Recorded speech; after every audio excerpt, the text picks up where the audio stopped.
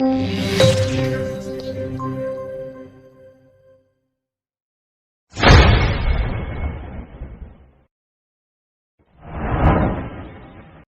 pour la première fois je me suis intéressé à l'histoire de l'Afrique, je ne cherchais nullement à aboutir à une civilisation grandiose. Il y a souvent un procès d'intention qui passe à côté des sentiments réels. Vous ne trouverez jamais, on fausse même la psychologie humaine, vous ne trouverez jamais un peuple qui admire l'histoire d'un autre peuple. Prenez la Serbie, prenez n'importe quel peuple de l'Europe centrale. Ce que le peuple de l'Europe centrale voudrait, c'est de refaire le chemin humble que ses ancêtres ont suivi, de retrouver le lien conducteur, le fil ténu qui le lie à ses ancêtres les plus lointains, quel que soit le caractère humble de l'expérience que ces peuples ont vécu, que ces ancêtres ont vécu, de pouvoir retrouver la somme de ses réussites, de ses succès et de ses échecs, parce que nous, il est fait de tout cela. De la même façon, ce qui m'intéressait, c'était de remonter l'Afrique. Moi, quand je m'occupais d'histoire, nous étions presque une génération spontanée. On nous disait que le nègre de grande taille n'était pas un indigène de l'Afrique. C'était les théories, justement, de Rivet qui étaient en vigueur. L'Afrique était peuplée à partir de l'Océanie. Donc, le noir que vous êtes et moi, nous sommes des occupants. Nous sommes des étrangers qui sont venus sur un sol qui nous est étranger. Les seuls habitants de ce pays, c'était les pygmées. Le noir a devancé le blanc est venu, s'il est plus fort, il évince le noir qui est un étranger comme lui. Voilà les théories qui étaient en vigueur. Quant à l'origine réelle des noirs, ça se perdait dans la nuit des temps. Et notre histoire était enseignée avec des dates qui apparaissaient comme des contes épiciers.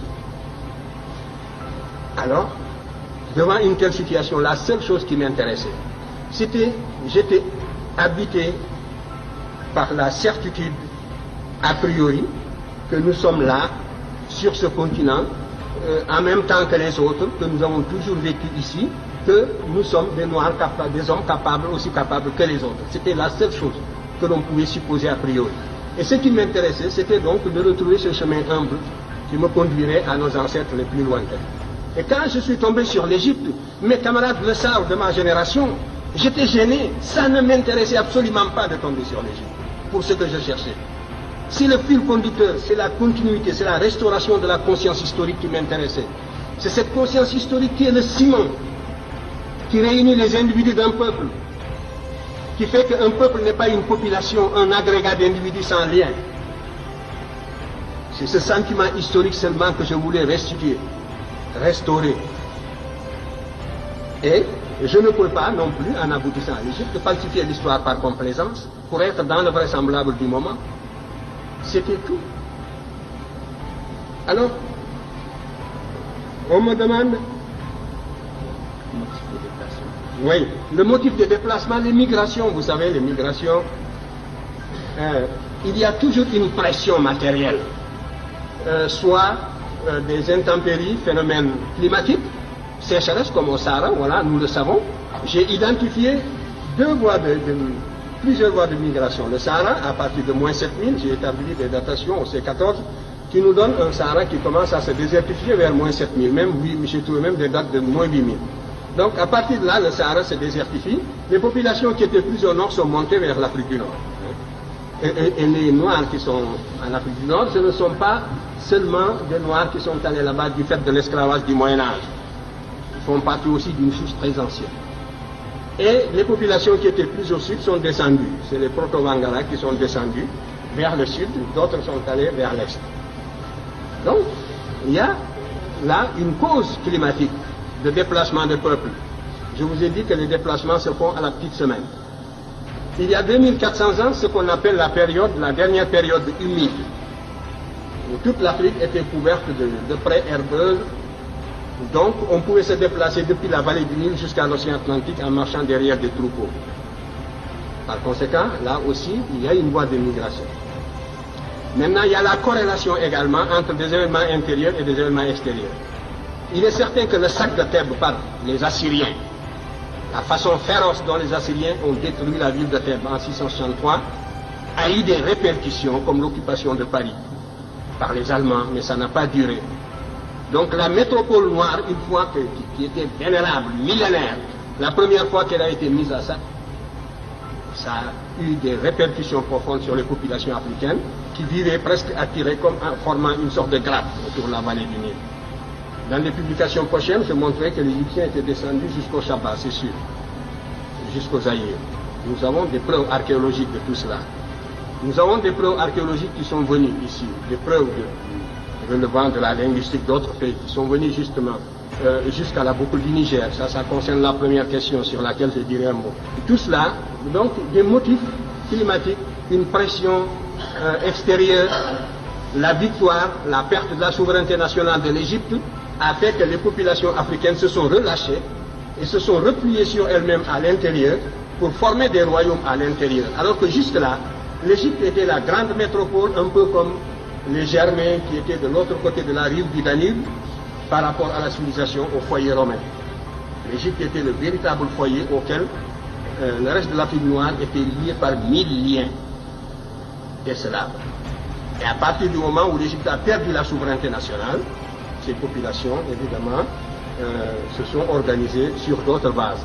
Alors tout cela, ce sont donc des motifs de déplacement. Pour l'histoire, la période la plus proche. Donc pour la plus ancienne, il devait en être ainsi. Les variations climatiques, on peut les cerner par la paléoclimatologie. Ça peut être aussi dû au fait que le manque de nourriture, la pression sélective, tout cela, ce sont autant de facteurs qui jouent pour expliquer le déplacement. En tout cas, vous pouvez remonter, vous, en ce qui vous concerne, jusqu'aux racines de la philosophie africaine. Je vous invite à étudier la cosmogonie héliopolitaine. Je l'ai décrite d'ailleurs brièvement dans Civilisation ou Barbarie. Vous y trouverez les prémices. Vous commencerez à vous faire une idée de la consistance de la pensée de vos ancêtres de la vallée du Nil qui étaient noirs comme vous, ici. Si c'était cela, si ce n'était pas cela des arguments, c'est la preuve que, vous voyez, on a presque le cerveau vidé et les arguments d'une certaine source ne se fixent plus. C'est ça l'aliénation. Parce que vous demandez, que valent donc ces arguments-là? Est-ce que j'ai inventé les projections que je vous ai faites, que vous pouvez retrouver dans la vallée du Nil, où vous trouverez justement cette civilisation qui est discutée, ces agents se sont représentés plus noirs que vous-même. Mais déjà, vous avez des œillères de l'éducation colonialiste et vous ne pouvez plus voir cette réalité palpable. C'est ça la cécité intellectuelle. Vous comprenez? Où est la raison dans cette éducation? Où est la raison? Où est le développement du sens critique dans cette éducation? Voilà le danger contre lequel nous devons vous prémunir. Il faut que votre cerveau fonctionne. Je disais encore hier et je le répéterai demain, que ce que nous voulons, ce que nous visons dans votre éducation, c'est de réveiller justement le bâtisseur de nation qui dort en chacun de vous. C'est de réveiller le créateur qui dort en chacun de vous. Cela suppose donc une réforme qui mette l'accent sur la rationalité, sur les facultés créatrices de l'individu et sur l'indépendance intellectuelle. Voilà le but que vise mon enseignement en tout cas. Et si je ne l'atteins pas, c'est bien. Les moyens de prouver, ce sont les moyens scientifiques.